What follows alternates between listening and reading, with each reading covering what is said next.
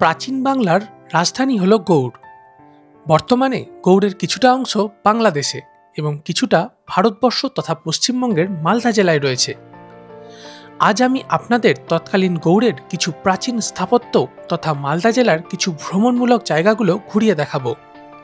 ভিডিওটা একটু স্কিপ না করে দেখার চেষ্টা করবেন, কারণ প্রত্যেকটা মুহূর্তেই পাবেন নতুন কিছু তথ্য যা আপনাকে মালদা জেলাকে নতুনভাবে চিনতে সাহায্য করবে। তাহলে চলুন ভিডিওটা শুরু করা যাক।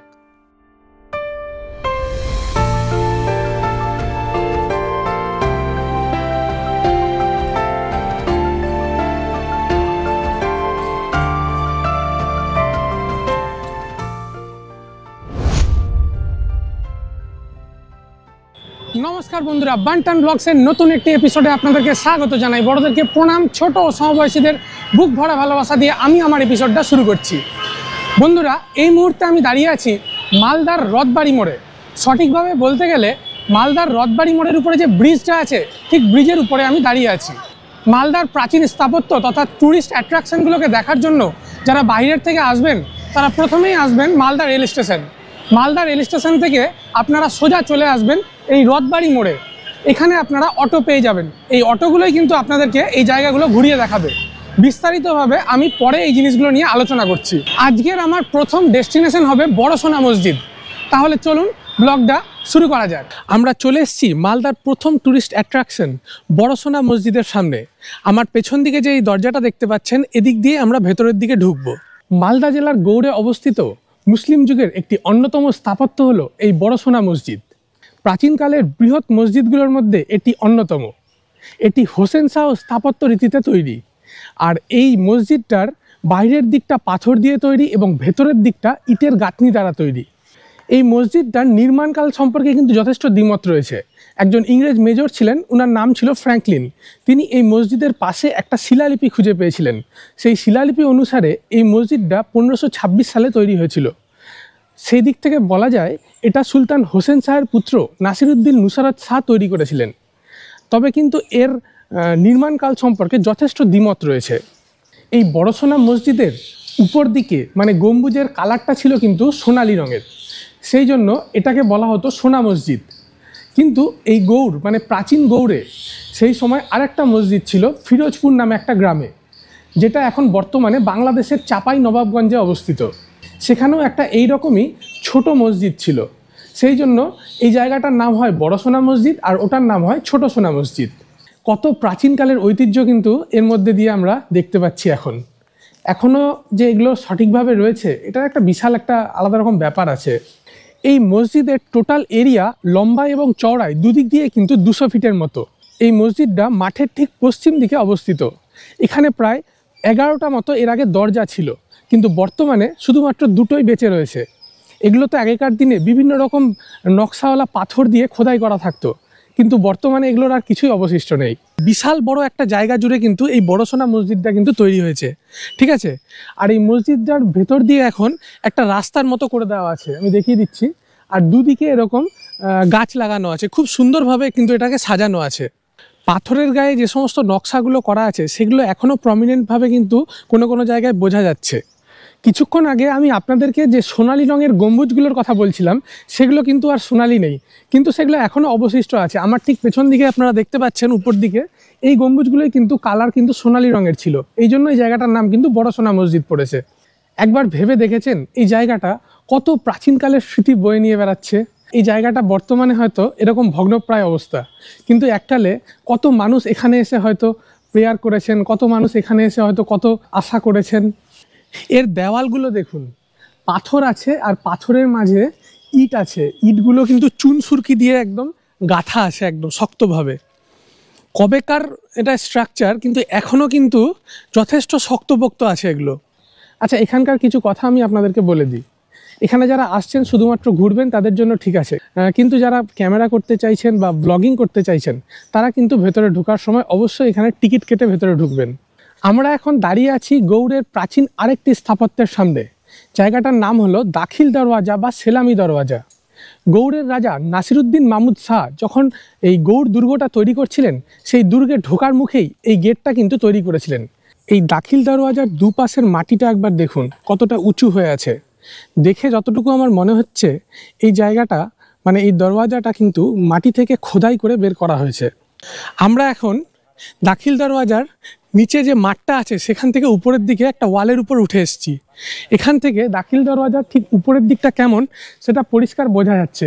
দেখুন গম্বুজের মতো করা আছে।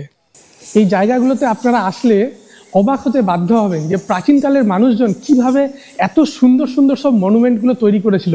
তখনকার দিনে তো এত রকম কোনো ইনস্ট্রুমেন্টও ছিল না। দাখিল দরওয়াজা বা সেলামি দরজা থেকে মোটামুটি 1 কিলোমিটার দূরেই রয়েছে কিন্তু এই ফিরোজ মিনার। এখানকার চারপাশের পরিবেশটা কিন্তু খুব সুন্দর। আমি দেখিয়ে দিচ্ছি, আমার পেছন দিকে দেখুন একটা বিশাল বড় বট গাছের মতো আছে, আর সামনের দিকে একটা পুকুর, তার ঠিক একদম পেছন দিকেই কিন্তু এই ফিরোজ মিনারটা আছে। খুব সুন্দর জায়গা এটা রয়েছে, এখানে আসলে আপনাদের নিশ্চয়ই খুব ভালো লাগবে। 1485 থেকে 1489 সালের মধ্যে হাবসি বংশের সুলতান সাইফুদ্দিন ফিরোজ শাহ এই ফিরোজ মিনারটি তৈরি করেছিলেন। এই ফিরোজ মিনারের স্থাপত্য শৈলীতে তুগলকি স্থাপত্য শৈলী কিন্তু চোখে পড়ে। এই ফিরোজ মিনারের প্রথম 3টা তলা যে দেখতে পাচ্ছেন, এই প্রথম 3টা তলা হলো বহুভুজ, আর উপরের দিকের যে 2টো তলা রয়েছে সেটা কিন্তু বৃত্তাকার। এই ফিরোজ মিনারটি চিরাগদানি বা পীর আসা মন্দির নামেও কিন্তু পরিচিত। এই ফিরোজ মিনারের সাথে দিল্লির কুতুব মিনারের কিন্তু একটা সাদৃশ্য রয়েছে। এই ফিরোজ মিনারটা প্রায় 85 ফুট উঁচু আর এর পরিধি প্রায় 62 ফুট। এখানকার দেওয়ালে কিন্তু টেরাকোটার কাজ করা রয়েছে। যারা টেরাকোটা জানেন না তাদের জন্য বলে রাখি, টেরাকোটা হলো পোড়ামাটির কাজ। মাটি পুড়িয়ে ইটের মতো করে সূক্ষ্ম সূক্ষ্ম নকশা তৈরি করা হয়। সৈফুদ্দিন ফিরোজ শাহ তার যুদ্ধ জয়ের স্মৃতিতে এটি কিন্তু তৈরি করেছিলেন। ফিরোজ মিনারের চারপাশের পরিবেশটা কিন্তু সত্যি আমার খুব ভালো লাগলো। চারদিকে বট গাছের মতো করা আছে, জায়গাটাতে ছায়াও আছে। গরমের দিনে আসলেও আরাম পাবেন, আর শীতকালে আসলেও কিন্তু যথেষ্ট আরাম পাবেন, কারণ রৌদ্রও পড়ছে। এখন আমি দাঁড়িয়ে আছি কদম রসুল মসজিদের সামনে। 1530 থেকে 1531 খ্রিস্টাব্দের মধ্যে সুলতান নসরত শাহ এটিকে তৈরি করেছিলেন। এই মসজিদের ভেতরে হজরত মোহাম্মদের পায়ের ছাপ আছে, সেটা এখন এখানকার বিভিন্ন খাদেমের দ্বারা সংরক্ষিত আছে। সকাল 8টায় এটাকে নিয়ে আসা হয়, আবার 5টার সময় সঠিক জায়গায় এটাকে কিন্তু নিয়ে গিয়ে সংরক্ষণ করে রাখা হয়। এবার আপনাদের মনে প্রশ্ন আসবে, খাদেম কি? খাদেম হলো হজরত মোহাম্মদের পায়ের ছাপটাকে যারা সংরক্ষণ করছেন তাদেরকে কিন্তু মানে যারা রক্ষণাবেক্ষণের দায়িত্ব আছেন তাদেরকে কিন্তু খাদেম বলা হয়। সুলতান নসরত শাহ বাদশাহ মক্কা মদিনা থেকে নিয়ে এসে প্রতিষ্ঠান করেছিলেন 1531 খ্রিস্টাব্দে। এটা 700 বছর চলছে এখন এই পদচিহ্নটা এটা আসা। এই পায়ের ছাপটা রাখার জন্য এই ঘরটাও তখন বানিয়েছিলেন। ঘরটার বয়স হলো 700 বছর। তাই আমরা পরস্পর বংশধর এইভাবে চলে আসছি আমরা খাদেম হিসাবে। কদম রসুল মসজিদের ঠিক পাশেই রয়েছে ফতে খানের সমাধি। এই ফতে খান হলো অরঙ্গজেবের সেনাপতি দিলওয়ার হোসেনের পুত্র। তিনি বাংলাদেশের নিয়ামত খান নামে একজন পীর ছিলেন, তাকে হত্যা করার জন্য এখানে এসেছিলেন, কিন্তু দুর্ভাগ্যবশত তার মৃত্যু হয়। এরপর তার সমাধি এখানে তৈরি করা হয়। আমার ঠিক পেছনেই আপনারা দেখতে পাচ্ছেন লুকোচুরি দরওয়াজা, বা এটাকে শাহী দরওয়াজা নামেও কিন্তু ডাকা হয়ে থাকে। বাংলার নবাব শাহ সুজা গৌড় দুর্গে প্রবেশের জন্য এই দরজাটা কিন্তু তৈরি করেছিলেন। গৌড়ের প্রাচীন মুঘল স্থাপত্যগুলোর মধ্যে এটা কিন্তু একটা অন্যতম। সম্ভবত 1655 খ্রিস্টাব্দে মুঘল স্থাপত্যের উপর ভিত্তি করে এই দরওয়াজাটা কিন্তু তৈরি করা হয়েছিল। এর উচ্চতা প্রায় 65 ফুট এবং চওড়া প্রায় 42 ফুট। এর উপরের দিকে প্রহরীদের ঘর এবং নহবতখানা কিন্তু ছিল। আপনাদেরকে যে সমস্ত সাইটগুলো আমি দেখাচ্ছি, আপনাদের হয়তো প্রশ্ন হবে এই সমস্ত জায়গাগুলোতে আপনারা আসবেন কিভাবে। তো আমি বলে দিই, মালদার রথবাড়ি মোড় বলে একটা জায়গা আছে, যেটা আমি আপনাদেরকে দেখিয়েছি। সেই রথবাড়ি থেকে এই ধরনের অটোগুলো আপনারা পেয়ে যাবেন। এই অটোগুলোতে করে আপনারা এই সমস্ত পয়েন্টগুলো ভিজিট করতে পারবেন। আমি এই অটোগুলোর মধ্যে একজনের নাম্বার এবং একজনের সাথে আপনাদেরকে পরিচয় করিয়ে দিচ্ছি। এই দাদা 700 টাকা নেবেন এবং এই সমস্ত পয়েন্টগুলো কিন্তু আপনাদেরকে ঘুরিয়ে দেখিয়ে দেবেন। আমার নাম হচ্ছে সাধন দাস, আমি রথবাড়ি মোড়েই থাকি। আমার ফোন নম্বর হচ্ছে 8145879845। এই নম্বরে ফোন করলে আপনারা আমাকে পেয়ে যাবেন। প্রত্যেকটা স্পট দেখিয়ে দেবো আপনাদেরকে, কোনো অসুবিধা হবে না, একদম নিজের মতো করে। আমরা চলে এসেছি তাঁতিপাড়া মসজিদের ঠিক সামনে। এই মসজিদটার এক সাইডটা এখন ভেঙে পড়েছে, আপনারা দেখতে পাচ্ছেন। আমরা এখন আছি তাঁতিপাড়া মসজিদের একদম ভেতরে। এই মসজিদের উপরের দিকের ছাদ কিন্তু টোটালটাই ভেঙে গেছে, আর এই রকম কিছু থামের মতো করা আছে, কিন্তু মসজিদের কারুকার্যগুলো কিন্তু এখনও পরিষ্কারভাবে দেখা যাচ্ছে। কথিত আছে এই মসজিদের আশপাশ জুড়ে তাঁতিরা বসবাস করতেন, সেখান থেকে এই জায়গার নাম হয় তাঁতিপাড়া মসজিদ। মসজিদের চারপাশটা খুব সুন্দরভাবে সাজানো, আমি দেখিয়ে দিচ্ছি আপনাদেরকে। এইরকম গার্ডেনের মতো করা আছে চারিদিকটাতে, মাঝখান দিয়ে এরকম একটা রাস্তা চলে গেছে। মসজিদের ঠিক সামনেই এরকম দুটো সমাধি রাখা আছে। কেউ জেনে থাকলে আমাকে অবশ্যই জানাবেন যে এটা কার সমাধি। এই মসজিদের চারপাশ জুড়ে এরকম কিছু বসার জায়গা করা আছে, আপনারা চাইলে এখানে বসে বেশ কিছুটা সময় কাটিয়ে নিতে পারেন। এখন শীতকাল, এই সময় কিন্তু এই রকম জায়গায় বসে থাকার মজাই আলাদা। আমি এখন যেখানে দাঁড়িয়ে আছি, আমার পেছনের দিকে যে রাস্তাটা চলে গেছে এটা চলে গেছে মালদার দিকে, আর এই দিকের যে রাস্তাটা এটা চলে গেছে মহদীপুর বর্ডার মানে বাংলাদেশের দিকে। আর আমার ঠিক পেছনেই রয়েছে এখানে লোটন মসজিদ। আমি এখন দাঁড়িয়ে আছি লোটন মসজিদের সামনে। সুলতান ইউসুফ শাহ 1475 খ্রিস্টাব্দে সম্ভবত এটিকে তৈরি করেছিলেন। এই মসজিদের গায়ে যে সমস্ত ইটগুলো ব্যবহার করা হয়েছিল, এই ইটগুলোর উপরে বিভিন্ন রকমের রং আছে। যেমন দেখুন এখানে সবুজ, সাদা, নীল বিভিন্ন রকম রং আছে। এই রংগুলো কিন্তু এখন বেশিরভাগই উঠে গেছে, কিন্তু যখন এটা তৈরি হয়েছিল তখন ভাবুন যে কত সুন্দর লাগছিল দেখতে এই মসজিদটাকে। মসজিদের দরজাগুলো এইরকম লোহার জাল দিয়ে কিন্তু ঢেকে দেওয়া হয়েছে। আমি এই স্থাপত্যগুলো যতবার দেখছি ততই অবাক হচ্ছি, কারণ একবার ভাবুন এখনকার দিনে যে সমস্ত টেকনোলজি ব্যবহার করে ঘরবাড়ি তৈরি হচ্ছে তাতেও কিন্তু এত সুন্দর গোল গম্বুজ তৈরি করা কিন্তু মুশকিল। তখনকার দিনে এত সুন্দরভাবে গম্বুজের গোল আকৃতি কিভাবে তৈরি করা হয়েছে এটা কিন্তু একদম ভাববার বিষয়। আমার ঠিক পেছনেই দেখতে পাচ্ছেন চিকা মসজিদ। পূর্বে এটি সমাধিস্থল ছিল, কিন্তু সম্রাট হুসেন শাহ এটাকে কারাগার হিসাবে ব্যবহার করতেন। কথিত আছে এর ভেতরে নাকি বিভিন্ন হিন্দু দেবদেবীদেরও মূর্তি রয়েছে। গম্বুজ বিশিষ্ট এই স্থাপত্যটি সম্ভবত 1450 খ্রিস্টাব্দে তৈরি হয়। পরবর্তীকালে এখানে চামচিকা বা চিকার উপদ্রব হওয়ার কারণে এর নাম পড়ে যায় চিকা মসজিদ। চিকা মসজিদের ঠিক পেছন দিকেই আমি দেখিয়ে দিচ্ছি, এই দিকেই রয়েছে গুমঠি গেট। এই গুমঠি গেটের দেওয়ালেও কিন্তু প্রচুর নীল, সাদা, সবুজ এরকম রঙের কিন্তু পাথর বা রং করা আছে। এগুলো হালকা হালকা এখন বেঁচে আছে, বেশিরভাগই কিন্তু নষ্ট হয়ে গেছে। চলে এসেছি এখন আমি 22 গজের দেওয়ালের সামনে। কথিত আছে সুলতানের রাজমহলের শেষ অবশিষ্ট প্রাচীর নাকি এটা। দেওয়ালটা কতটা মোটা একবার দেখুন। এই দেওয়ালটা মিনিমাম প্রায় 5 থেকে 6 ফুট হয়তো চওড়া হবে। এখনও এই প্রাচীরের বেশ অনেকটাই কিন্তু বেঁচে আছে। একদম এই দিক থেকে শুরু করে মাঝখানে কিছুটা ভেঙে গেছে, একদম শেষ পর্যন্ত দেখা যাচ্ছে অতটা কিন্তু এই প্রাচীরটা আছে। প্রাচীরটা দেখতে মানে হিউজ, যাকে বলে হিউজ। এখানে না আসলে বুঝবেন না জায়গাটা কতটা বড় আর কত চওড়া এই প্রাচীরটা। চিকা মসজিদ থেকে কিছুটা আমবাগানের মধ্যে দিয়ে ভেতরের দিকে আসলেই আপনারা পেয়ে যাবেন এই বল্লালবাটি খোদাই অঞ্চল। এই খোদাই অঞ্চল থেকে পাওয়া যে সমস্ত স্ট্রাকচারগুলো দেখা যাচ্ছে, সেই স্ট্রাকচারগুলো দেখে অনেকটা বৌদ্ধ স্তূপের মতো লাগে। এর খোদাইয়ের কাজ কিন্তু এখনও অনেকটাই বাকি আছে। আমি এখন দাঁড়িয়ে আছি মালদার একেবারে অফবিট স্থাপত্য যেটাকে বলা হয়। এই জায়গাটার নাম হলো জাহাজঘাটা পোর্ট। কথিত আছে আগেকার দিনে যখন বন্যা হতো, সেই বন্যার সময় এই জায়গাটা জলে ভেসে যেত। সেই সময় এই জায়গাটাকে কিন্তু বন্দর হিসাবে ব্যবহার করা হতো।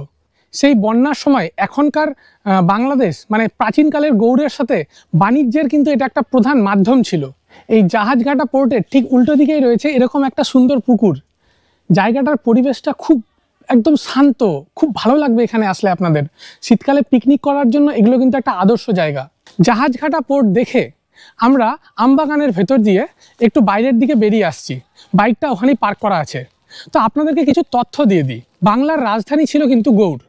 আমি আপনাদেরকে যে সমস্ত স্থাপত্যগুলো দেখালাম এই প্রত্যেকটাই কিন্তু গৌড় আর্কিওলজিক্যাল সাইটের আন্ডারেই পড়ে। সেন বংশের রাজা ছিলেন লক্ষণ সেন। তার নাম অনুসারে এই জায়গাটার নাম ছিল লখনৌতি। পরবর্তীতে মুসলিম শাসকরা যখন এই জায়গাটাকে এসে দখল করে তখন এই জায়গাটার নাম করা হয় গৌড়। 1500 খ্রিস্টাব্দের দিকে পৃথিবীর মধ্যে একটা জনবহুল নগরীর মধ্যে কিন্তু এই গৌড় ছিল। সেন বংশের রাজাদের আমলে এই গৌড় ছিল তাদের রাজধানী। মুসলিম শাসকরা এসেও সেটাকে কিন্তু চেঞ্জ করেনি। তারাও এই গৌড়কে নিজেদের রাজধানী হিসাবে ব্যবহার করত, কিন্তু কয়েকদিনের জন্য পান্ডুয়াতে নিজেদের রাজধানী স্থানান্তরিত করে। মালদার ভ্রমণ মানচিত্রে অন্যতম একটি আধ্যাত্মিক জায়গা হলো এই জহরা মায়ের মন্দির। মালদা শহরের নিবাসীদের কাছে এই জায়গাটা জহরাতলা নামেই পরিচিত। প্রত্যেক বছরের বৈশাখ মাসে এখানে বিশেষতভাবে বিরাট করে পূজা করা হয়। সেই সময় এখানে প্রচুর মানুষের জনসমাগম হয়। তার সঙ্গে এখানে চারদিকে যতটা জায়গা দেখতে পাচ্ছেন সব জায়গাতেই মেলা বসে। এই মুহূর্তে এই জায়গাটা কিন্তু একদম শান্ত। সেই সময় যদি আপনারা আসেন এই জায়গার কোলাহল দেখে কিন্তু বুঝতেই পারবেন না যে জায়গাটা অন্য সময় এতটা শান্ত থাকে। মালদা মেন টাউন থেকে মোটামুটি 4-5 কিলোমিটার দূরত্বের মধ্যে এই মা জহরার মন্দিরটা কিন্তু অবস্থিত। এটাই হলো মন্দিরে ঢোকার গেট। এদিক দিয়েই আপনারা মন্দিরের ভেতরে প্রবেশ করবেন। এই মুহূর্তে এটা কিন্তু বন্ধ আছে। এই মন্দির প্রাঙ্গণ বিশাল এক জায়গা জুড়ে গড়ে উঠেছে। চারদিকে প্রচুর আমবাগান আছে এবং জায়গাটা কিন্তু অত্যন্ত শান্তশিষ্ট এবং নিরিবিলি। আমার পেছন দিকে যে জায়গাটা দেখছেন, এখানেই কিন্তু পাঠা বলির ব্যবস্থা করা হয়। মন্দিরের চারপাশ জুড়ে এরকম বারান্দার মতো করা আছে। যখন পুজো হয়, মানুষজন যখন এখানে লাইন দেন, তখন এই লাইনটা এই বারান্দার চারপাশ দিয়ে ঘুরতে থাকে এবং শেষে গিয়ে মন্দিরের ভেতরে প্রবেশ করে। এই মুহূর্তে মন্দির বন্ধ থাকার কারণে আমি আপনাদেরকে ভেতরে ঢুকিয়ে দেখাতে পারছি না। পরবর্তী সময়ে কোনো এক সময় নিশ্চয়ই আমি আপনাদেরকে এই জহরা মায়ের মন্দিরের ভেতরে নিয়ে গিয়ে দেখাবো। পুজোর সময় আসার চেষ্টা করব। এই মন্দিরটা বাংলাদেশ বর্ডার থেকে খুব কাছেই রয়েছে। আপনারা চাইলে এই মন্দির দেখে সামনের রাস্তা দিয়ে বাংলাদেশ বর্ডারের দিকে গিয়েও ঘুরে আসতে পারেন। আপনাদের মধ্যে অনেকের হয়তো প্রশ্ন হবে, মালদা জেলায় কি শুধুমাত্র প্রাচীন স্থাপত্য এবং জহরাতলার মতো মন্দিরই আছে? আনন্দ করা বা খেলাধুলার মতো জায়গা কি আছে? তাই আপনাদের জন্য আমি নিয়ে এসেছি মালদার অ্যাকোয়াটিক বেঙ্গল। এখন আমি ঠিক দাঁড়িয়ে আছি মালদার অ্যাকোয়াটিক বেঙ্গলের সামনে। আমার পেছন দিকে যে গেটটা দেখছেন, এদিক দিয়েই অ্যাকোয়াটিক বেঙ্গলে ঢুকতে হয়। আর এ পাশে বাইক নিয়ে আসলে পার্কিং করে দিতে পারবেন, আর গাড়ি নিয়ে আসলে এ পাশে পার্কিং করতে পারবেন। পার্কিং ফি হলো 15 টাকা। কত টিকিট? 70 টাকা পার হেড। এই টিকিট কাউন্টার থেকে আপনারা টিকিট কেটে ভেতরে প্রবেশ করবেন। এখানে টিকিটটা চেক করা হচ্ছে। টিকিটটা চেক করে আমরা ভেতরের দিকে ঢুকবো। আমার পেছনে আপনারা দেখতে পাচ্ছেন অ্যাকোয়াটিক বেঙ্গলের মেন আকর্ষণ, মানে এখানকার কৃত্রিম সমুদ্র। এই মুহূর্তে শীতকাল হওয়ায় জল নাই, বা আপনারা দেখতে পাচ্ছেন না জায়গাটা কেমন হয়, কিন্তু আমি একবার গরমকালে এসেছিলাম, সেই সময় কিন্তু এখানে প্রচুর জল ছিল আর সমুদ্রের মতো ঢেউ হচ্ছিল। প্রচুর মানুষ সেই সময় মজা করছিল। সামনেই দেখতে পাচ্ছি অ্যাকোয়া ডান্স, মানে এখানে আপনারা গান বাজবে আর আপনারা এখানে নাচ গান করে মজা করতে পারবেন। এই অ্যাকোয়াটিক বেঙ্গলের মধ্যে আপনারা চাইলে কিন্তু পিকনিকও করে নিতে পারবেন। আমি দেখিয়ে দিচ্ছি, ওইখানে একজন ফ্যামিলি পিকনিক করছে। বিশাল এক জায়গা জুড়ে কিন্তু এই অ্যাকোয়াটিক বেঙ্গল গড়ে উঠেছে। চারিদিকে একদম গাছপালা দিয়ে খুব সুন্দর করে সাজানো। আমার ঠিক পেছনেই আপনারা দেখতে পাচ্ছেন অ্যাকোয়াটিক বেঙ্গলের দ্বিতীয় ওয়াটার রাইড। এখানে বাচ্চা অথবা বড় সবাই কিন্তু অনেক মজা করতে পারবেন। আমরা এখন আছি অ্যাকোয়াটিক বেঙ্গলের স্প্ল্যাশ পুলের সামনে। একদম উঁচুতে যে প্ল্যাটফর্মটা দেখছেন, সেখান থেকে আপনারা এই স্লিপের মাধ্যমে এসে নিয়ে একদম এখানে এসে পড়বেন। বেশ জোরে এসে পড়ে অনেকটা জল ছিটকাবে, সেই জন্য এটার নাম দেওয়া হয়েছে কিন্তু স্প্ল্যাশ পুল। কিন্তু দুর্ভাগ্যবশত শীতকাল হওয়ায় একটা কিছুও খোলা নেই। আমি অবশ্যই গরমকালে এসে আপনাদেরকে এই জিনিসগুলো দেখানোর চেষ্টা করব। আমার পেছন দিকে এই যে ঘরের মতো দেখতে পাচ্ছেন, এই ঘরগুলো কিন্তু জায়গায় জায়গায় করা আছে। আপনারা চাইলে নিজের ফ্যামিলি বা নিজের প্রিয় মানুষের সাথে এখানে বসে একান্তেও কিন্তু সময় কাটিয়ে নিতে পারেন। এই অ্যাকোয়াটিক বেঙ্গলের চারদিকে কিন্তু প্রচুর গাছপালা আছে। জায়গাগুলো দিয়ে হেঁটে চলতে কিন্তু খুব সুন্দর লাগছে। আমার সামনে এখন আমি দেখতে পাচ্ছি ভেজিটেবল গার্ডেন আর অ্যানিমেলস ফার্ম। তো চলুন দেখি ওখানে গিয়ে কি আছে। আচ্ছা, এই দিকে কিন্তু বিভিন্ন শাকসবজিগুলো কিন্তু চাষ করা হচ্ছে। কোথায় কোনটা চাষ হচ্ছে সেটা কিন্তু এখানে লেখা আছে। যেমন ধরুন, এখানে টমেটো লেখা আছে, সামনে বেগুন লেখা আছে, আর এদিকে তো প্রচুর ফুলকপি, ছোলা শাক, মটরশুঁটি, মেথি, সামনে মুগ ডাল, গাজর, ধনেপাতা, পালং শাক, প্রচুর কিছু লেখা আছে। মানে অল্প জায়গার মধ্যে এরা সব কিছু চাষ করে এখানে দেখানোর চেষ্টা করেছে। এই উদ্যোগটা বেশ ভালো। এখানে যে রেস্টুরেন্ট আছে, সম্ভবত এই রেস্টুরেন্টের প্রয়োজনীয় যে সমস্ত শাকসবজিগুলো লাগে এখান থেকেই পূরণ হয়ে যায়। আচ্ছা, অ্যানিমেল ফার্ম বলতে যা বুঝলাম, আমি দূরে দেখতে পাচ্ছি ওখানে ছাগল আছে আর গরু পালন করা হচ্ছে। তো যাই হোক, ওদিকে আর গেলাম না, চলুন অন্য দিকটা গিয়ে দেখি। চলে এসছি এখন আমরা অ্যাকোয়াটিক বেঙ্গলের কিডস জোনে। এই যে রাক্ষসের মতো মুখটা করা আছে, এদিক দিয়ে কিন্তু ভেতরে ঢুকতে হবে। এখানে বাচ্চাদের খেলাধুলার জন্য বিভিন্ন জিনিসপত্র আছে। ছোট বাচ্চা নিয়ে আসলে তাদের খেলাধুলার কিন্তু কোনো রকম কোনো অসুবিধা হবে না। আচ্ছা, এখানে ঘুরতে ঘুরতে আমার একটা জিনিস মনে হচ্ছে, যারা প্রি ওয়েডিং ফটোশ্যুট করতে চাইছেন তাদের জন্য এই জায়গাটা কিন্তু আদর্শ।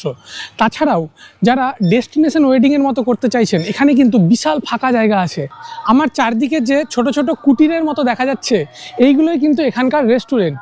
আপনারা চাইলে এখানে বসেও খেতে পারেন, অথবা খাওয়ার অর্ডার দিয়ে ভেতরে গিয়ে ওনাদের যে রেস্টুরেন্ট আছে সেখানেও খেতে পারেন। অ্যাকোয়াটিক বেঙ্গলে ঘুরে আমার যতটুকু মনে হলো, এখানে আপনারা ফ্যামিলি অথবা ছোট বাচ্চা কাচ্চা নিয়ে এসে কিন্তু খুব মজা করতে পারবেন। মালদার মেন টাউন থেকে এই অ্যাকোয়াটিক বেঙ্গল প্রায় 10 কিলোমিটার দূরে রয়েছে।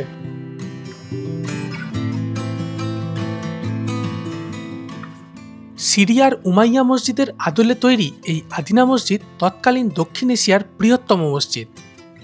ইলিয়াস শাহী বংশের সদস্য সিকান্দার শাহ রাজকীয়ভাবে এই মসজিদটি নির্মাণ করেন। প্রাচীন বাংলার রাজধানী পান্ডুয়ায় এটি অবস্থিত, যা বর্তমানে মালদা শহর থেকে 20 কিলোমিটার দূরে রয়েছে। এই মসজিদটি উত্তর ও দক্ষিণে 524 ফুট ও 322 ফুট চওড়া। এই মসজিদটিতে তৎকালীন সময়ে 260টি থাম ও 387টি গম্বুজ ছিল। মসজিদের স্থাপত্যের মধ্যে বাংলা, আরবি, ফার্সি, বাইজেন্টাইন এই সমস্ত স্থাপত্যের পরিচয় পাওয়া যায়। এর আর্কিটেকচার দামাস্কাসের বড় মসজিদের অনুরূপ।